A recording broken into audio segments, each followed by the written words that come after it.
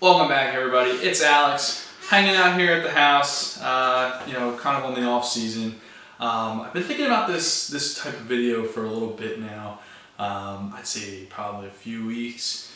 Just trying to gauge, a lot of people, I look on YouTube, and I mean, there's a couple people out there that definitely make videos about this.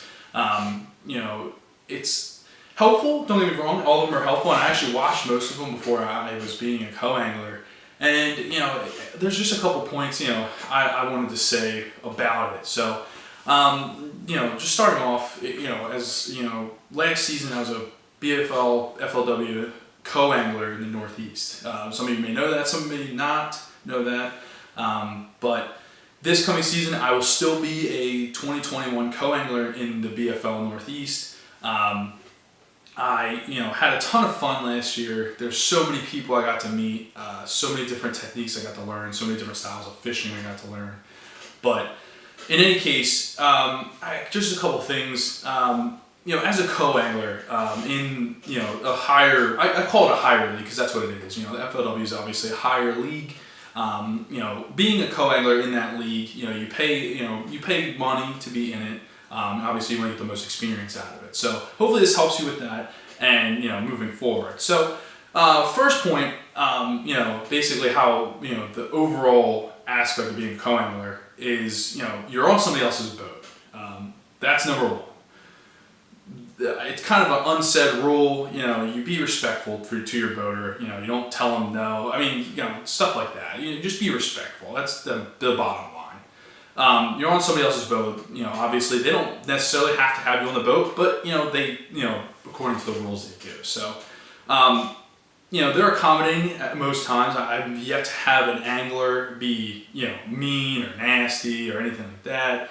So if any of you are worried about that, that's really not it's not really a valid thing. It's just not something that they are. I'd say number two is definitely another unsaid rule besides being respectful on somebody else's boat. I don't care if they're mean or not. I've yet to have a mean one, but I always give them gas money. It's something that it's an unsaid rule. It's not something in the rule books. You don't have to give anybody gas money. But you know what? You're on somebody else's boat. They're running around. They're teaching you stuff. They're showing you stuff. They're getting you places. And it's not free. It's just not.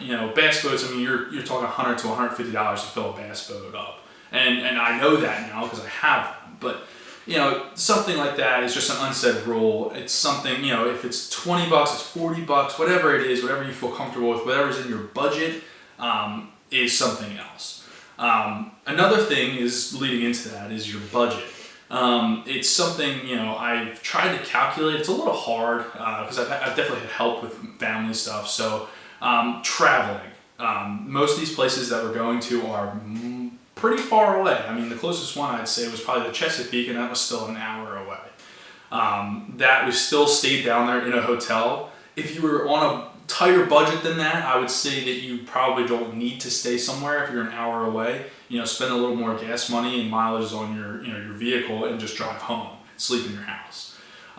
Places like Cayuga for me are about 5 to 6 hours away. Something like that's not feasible.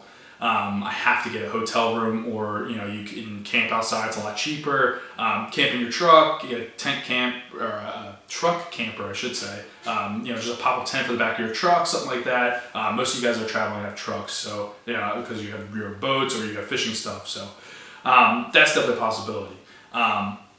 Gas, food, definitely packing stuff, like for food wise. Like I always brought lunch meat. Peanut butter is what I always ate out on the water just because it doesn't really go bad. And, you just throw it in a sandwich bag, throw it in your bag, throw some waters in there.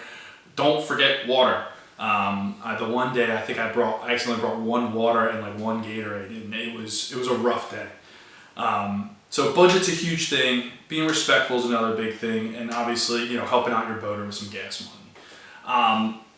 The other thing is so like that's basically the basics of it, just like for planning, stuff like that.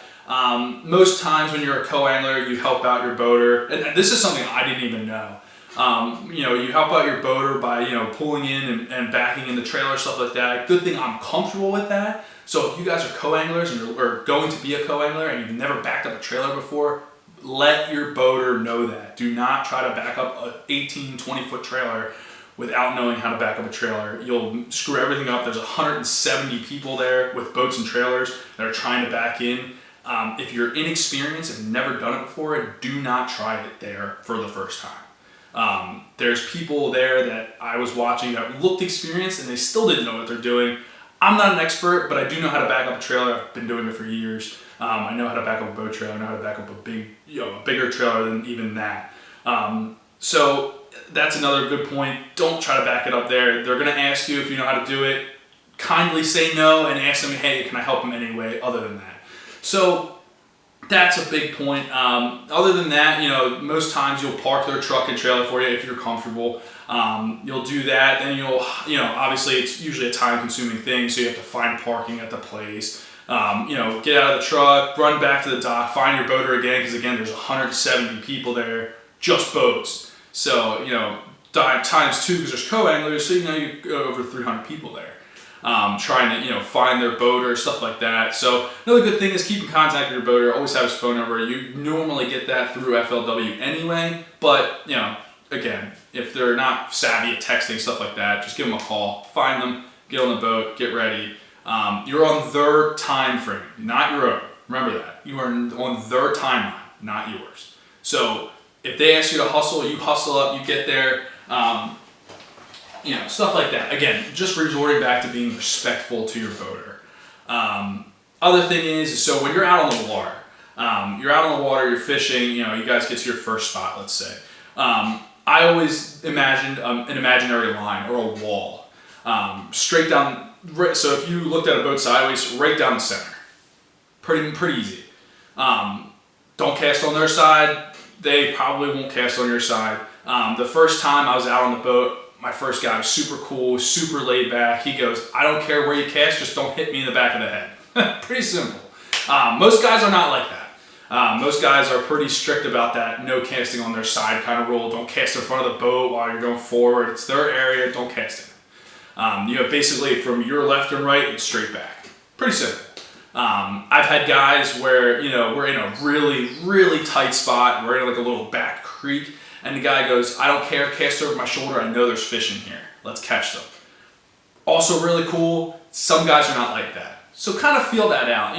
If you can do that, then that's great. If not, it's just one of those times where you're kind of, you're kind of front-ended. You're not going to make a lot of casts in that situation.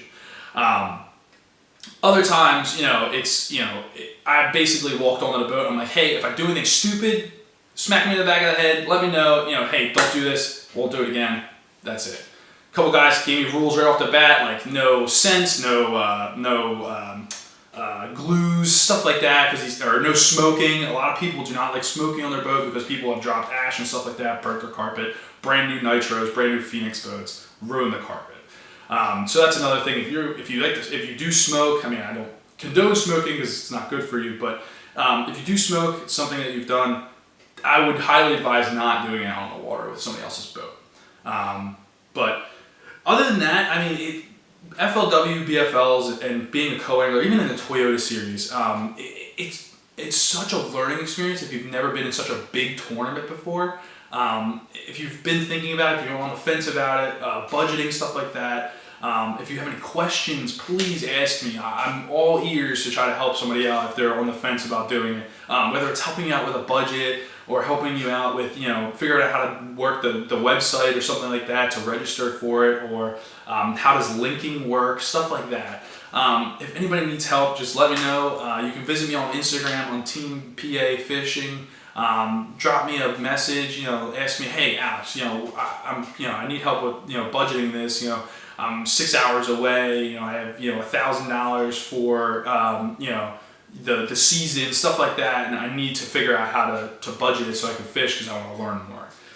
I'm all ears. I'll help you as much as I can with the amount of knowledge that I have, and, obviously, making this video, I don't know everything about it, but you know what? I figured I know enough now, that being through the first season, that I can help out the next guy that's coming in.